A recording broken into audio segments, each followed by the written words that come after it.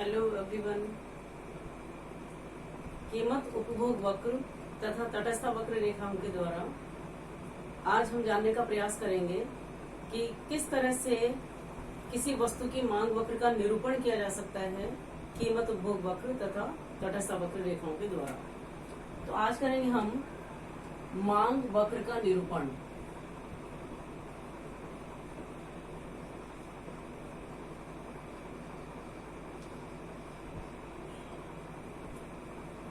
कीमत उपभोग वक्र, जैसा कि आपको बताया गया है कि एक उपभोक्ता की साम्य स्थिति तटस्थ वक्र तथा कीमत रेखा के द्वारा उस बिंदु पर होती है जहां तटस्थ वक्र और कीमत रेखा आपस में एक दूसरे को स्पर्श करता हुआ हो।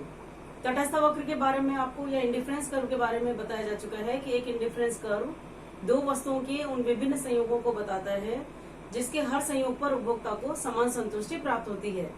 इसी तरह से कीमत रेखा या बजट रेखा, यह वह रेखा है जिसके उपभोक्ता की आय तथा दोनों वस्तुओं की कीमतों के दिए हुए होने पर एक उपभोक्ता उस रेखा पर जिस भी बिंदु पर रहता है उस पर उसकी कुल आय उसकी दोनों वस्तुओं पर किए गए कुल व्यय के बराबर होती है।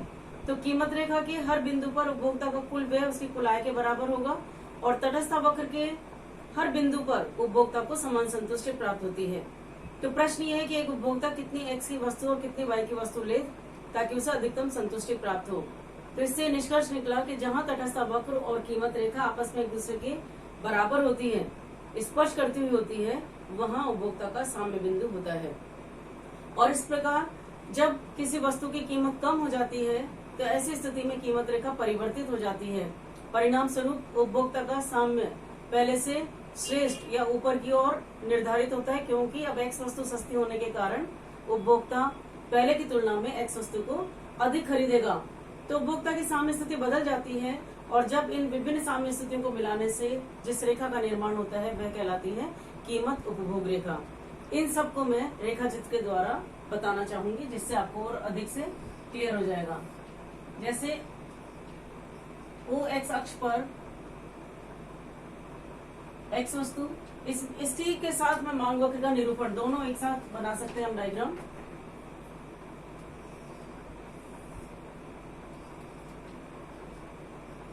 ओ एक्स एक्सिस पर एक्स कमोडिटी एक्स वस्तु को मापा गया है, जबकि ओ वाई एक्स पर वाई कमोडिटी या वाई वस्तु को मापा गया है। प्रारंभ में एम एन कीमत रेखा है, ये IC1 है, इसके ए बिंदु पर साम्य स्थिति है। उपभोक्ता एक्स की OX मात्रा और वाई की AX मात्रा प्राप्त करता है। अब एक्स वस्तु की कीमत कम हो जाए तो नई कीमत रेखा MN बनती है या MN1। उपभोक्ता का साम्य पहले से ऊपर की ओर IC2 पर बी बिंदु पर साम्य स्थिति, एक्स सस्ता हो गया, अब वह एक्स की OX1 मात्रा खरीदता है। इसी तरह से और अधिक कीमत में कमी हो जाए तो कीमत रेखा बाहर की ओर डाइवर्ट हो जाएगी।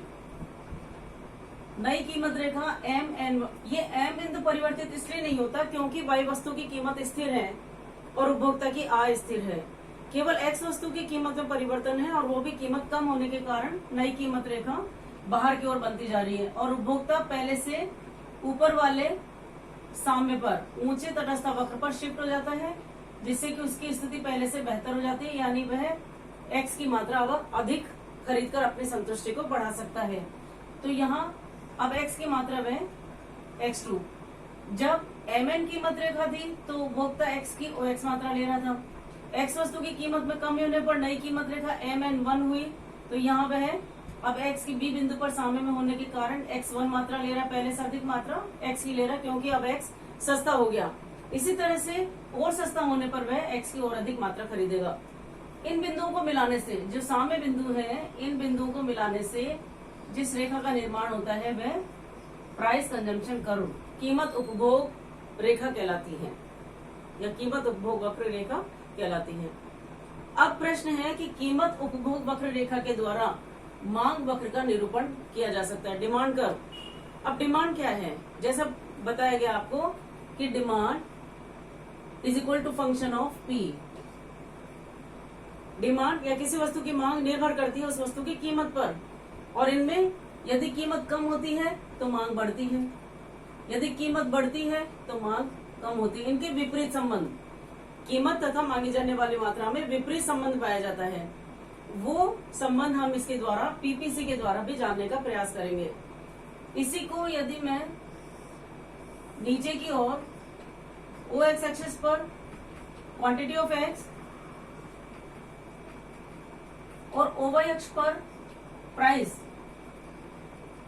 या कीमत को मापें,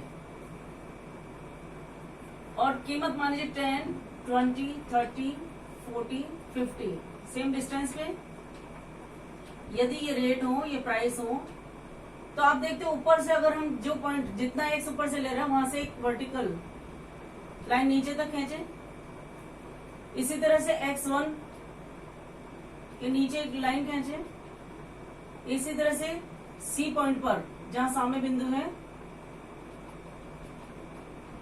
अब आप ये देख रहे हो कि यहाँ पर जब कीमत ज्यादा थी, मान लीजिए यहाँ 40 कीमत थी, तो इतनी मात्रा वह x की ले रहा था, एक पॉइंट ये मिल गया हमें।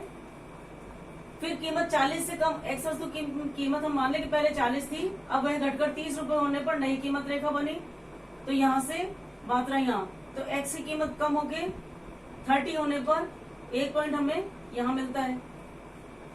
इसी तरह से और कीमत कम होने पर 30 से कम होके 20 होने पर नई कीमत रेखा MN2 बनी, जिसके कारण एक उपभोक्ता सी बिंदु पर सामने में आता है, तो वहां से वह इतनी मात्रा एक्स की लेता है, तो 20 के सामने। तो इस प्रकार इन बिंदुओं को मिलाने से जो रेखा बनती है वह डिमांड कर्व या मांग रेखा बनती है। मांग रेखा क्या बताती है कि यहाँ पर एक उपभोक्ता 40 रुपए कीमत होने पर वह एक्स की OX मात्रा लेता है, कीमतें कम होने पर कीमत 40 से घट के 30 हो जाती है, तो वह एक्स की मात्रा बढ़ा देता है। ये एक्स की मात्रा में वृद्धि, ये कीमतों में कमी। और कीमत कम होती है तो वह एक्स की मात्रा और बढ़ा देता है X2। कीमत जैसे जैसे कीमत कम होती है उपभोक्ता उस वस्तु की मात्रा बढ़ाता है। तो इस तरह से हम मांग वक्र को प्राप्त कर सकते हैं। मांग वक्र किससे प्राप्त किया हमने? तटस्थ वक्र तथा कीमत रेखा के सामने से जो पीपीसी हमें प्राप्त हुआ है, प्राइस कंजम्पशन कर्व, कीमत उपभोग वक्र जो हमें प्राप्त हुआ है, उसके द्वारा हम मांग वक्र का निरूपण कर सकते हैं। तो इस प्रकार तटस्थ वक्र विश्लेषण के द्वारा मांग वक्र का निरूपण किया जा सकता है। ये क्वेश्चन आ सकता है कि तटस्थ वक्र की सहायता से मांग वक्र का निरूपण कीजिए, तो आप इस तरह से रेखा चित्र बना करके इसको एक्सप्लेन कर सकते हैं। नीचे वाले रेखा चित्र में ओ एक्स एक्सिस पर क्वांटिटी ऑफ एक्स, जबकि ओ वाई एक्स पर हमने प्राइस को लिया है, जबकि ऊपर वाले डायग्राम में ओ एक्स एक्स पर एक्स की क्वांटिटी है और ओ वाई एक्स पर वाई वस्तु है। तो आपने मांग वक्र के निरूपण के बारे में आज जाना। Thank you.